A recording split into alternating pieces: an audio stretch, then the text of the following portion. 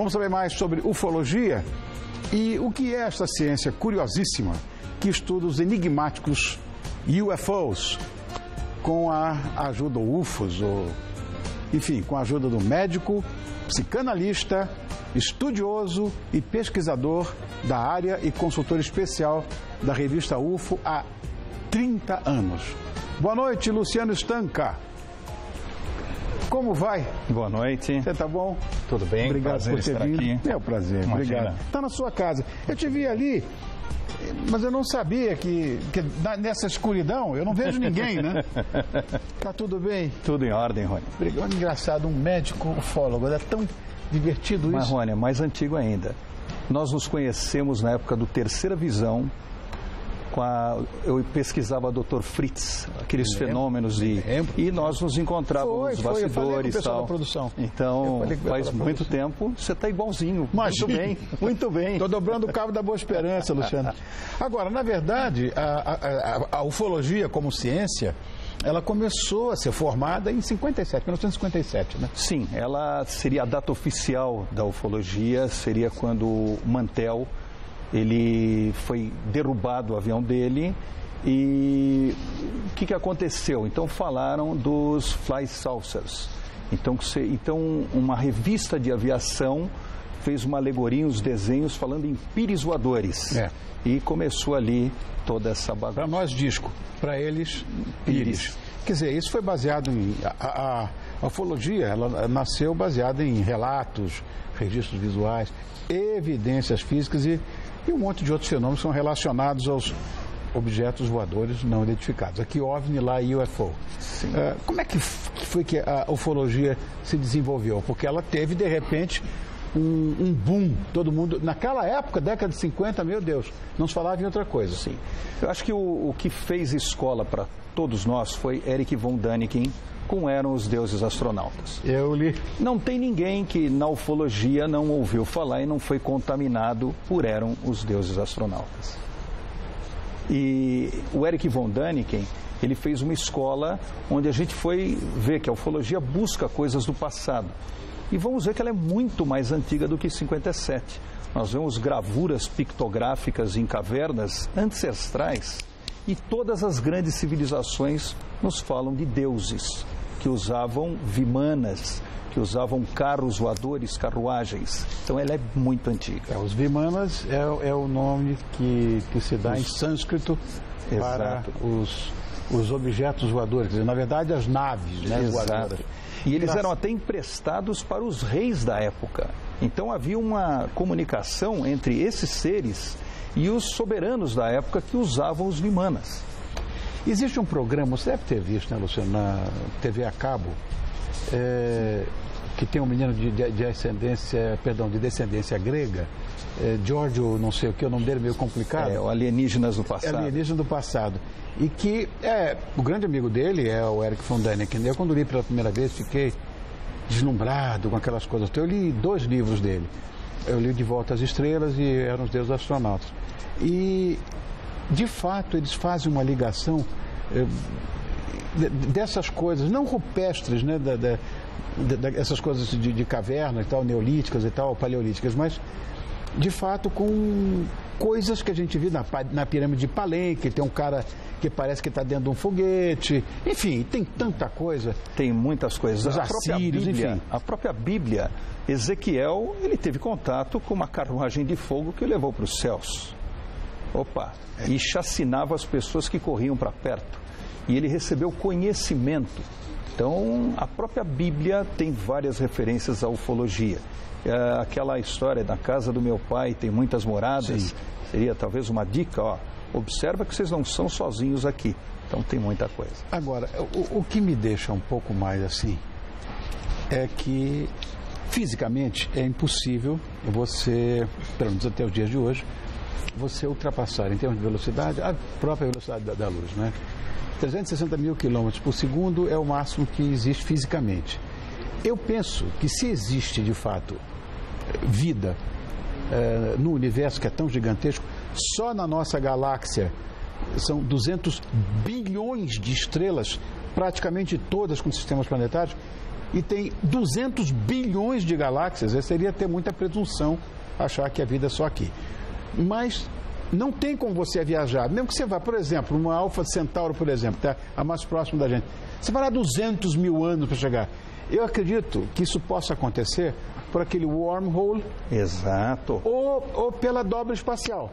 Porque pegar um foguete e vir para aqui e gastar 200 mil anos não tem sentido. A nossa física, só para você ter uma ideia, em 1908, se acreditava que se o homem passasse de 50 km por hora, o seu corpo estouraria. Estouraria, desintegraria. Então, olha as besteiras. Então, hoje, a própria física quântica, ela vai mostrar a dobra do espaço. Duas distâncias, se elas forem dobradas, é instantânea a passagem. Então, nisso, a distância não existiria. Só que nossos cientistas ortodoxos, eles pensam com a velha ciência. Só que muita coisa está mudando, até a partícula de Deus vem mostrar que a física é muito mais...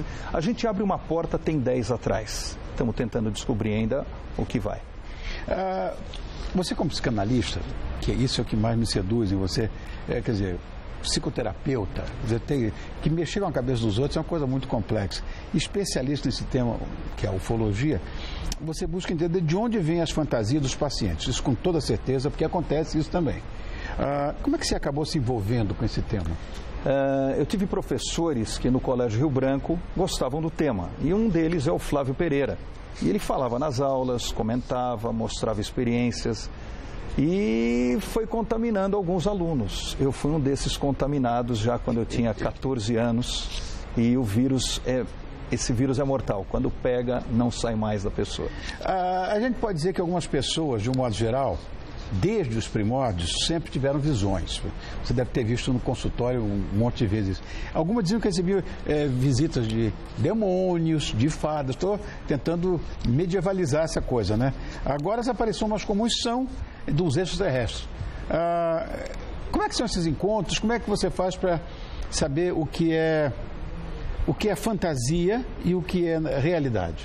Esse é o grande problema. Na ufologia nós temos um grande balaio de gato. Então, o que eu gosto da ufologia é o estudo comportamental, como o ser humano se posiciona frente a fenômenos. E nós vamos ver que o ser humano é complexo, ele se engana, a nossa mente é extremamente enganável.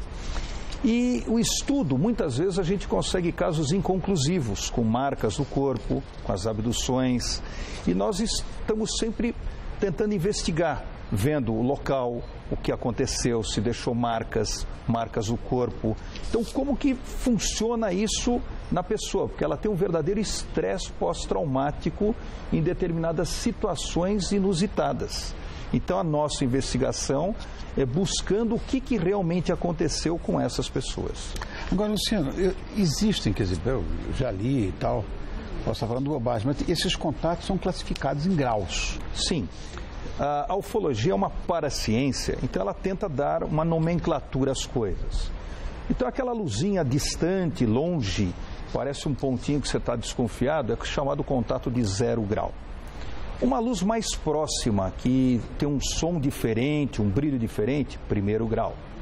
O 2º grau é quando você observa uma coisa mais distinta, deixou você mais na dúvida. 3º grau, queimou a copa das árvores, deixou marcas no chão. 4º grau, houve uma comunicação com esses seres. Você falou, pisca a nave, ela pisca. E o 5º grau seria a abdução, seria o contato direto com esses seres. Estou vendo aí. Inclusive eu trouxe para você, dar uma olhada. Existem materiais que são sigilosos do Exército. Então nós temos, por exemplo, aqui coisas confidenciais que são os procedimentos que são usados pelos pilotos, são considerados confidenciais em caso de avistamento de OVNIs. Então tem gente que fala, eu não acredito, mas não é fé. São pilotos, dá licença um pouquinho, e nós temos inclusive diretrizes específicas que são feitas, tem os relatórios. Então aqui, diretriz específica caso avistamento de objetos voadores não identificados, Ministério da Aeronáutica. E vai, daí o piloto marca onde ele viu, Então, isso é classificado como segurança. Eu sei que eu fui cadete aviador, fui da Força Aérea. Ah, então eu estou falando. E a coisa é assim, qualquer descoberta e experiência científica de valor excepcional é classificado de ultra secreto. Então a coisa é muito séria. Então essa história... Isso é verdade. Não existe e é muito bem documentado pelos militares. Você que é colaborador da UFO, da revista, eu sei que vocês estão organizando um fórum mundial de contatos, né? Sim. E aí que é interessante de deixar essas pessoas falarem. Então, esse fórum agora será no final do mês de julho. E as pessoas que têm contatos, inclusive de fora do Brasil, inclusive o Bon Giovanni, que é o Jorge Bon Giovanni, acho que você conhece, aquele camarada que tem aqueles estigmas. Ele é todo marcado, né? Ele é todo marcado, então ele vai estar nesse fórum também, contando essas experiências que ele teve. E é muito interessante ouvir essas pessoas. A gente ouve, analisa. Esse aí seria um tipo de um Grey, que teria sido, seria o de Roswell, que teria sido acidentado e foi capturado. Hillary Clinton disse que vai abrir os arquivos todos. Olha, nós sabemos que não vai acontecer. A coisa é tão grave. O Eisenhower fez a Área 51. Daí começou a acontecer coisas lá que não falavam para ele. Ele falou, se não me contarem, eu mando o exército e acabo com tudo. Ele teve que mandar o exército para conseguir saber o que estavam fazendo sem ele saber. Então a gente sabe que o acobertamento é muito forte, muito sério e temos inúmeros casos de mortes de pessoas que ousaram falar muito. Bom... Mas não nós, né? Eu não sou militar, você não voa mais. Não, eu vou. Ainda? Eu vou. Cuidado, Rony. Eu vou. Só não estou mais na Força Aérea, mas continuo voando. Obrigado, viu, Luciano, por ter vindo aqui. Luciano Stanca, é interessante isso, porque a credibilidade que tem um bacharel em medicina, um doutor em medicina, dá uma credibilidade. Então, ele é médico, é psicanalista e consultor especial da revista UFO. E eu agradeço muito. Você trouxe um monte de coisa, filmes... Essas revistas é para você ficar. Obrigado. Só os documentos. Não, isso aí sigiloso. Não me comprometa. Exatamente. Mas obrigado, tem muita coisa interessante. Vale a pena pesquisar um pouco o tema. Muito obrigado pelo carinho. Obrigado. Obrigado.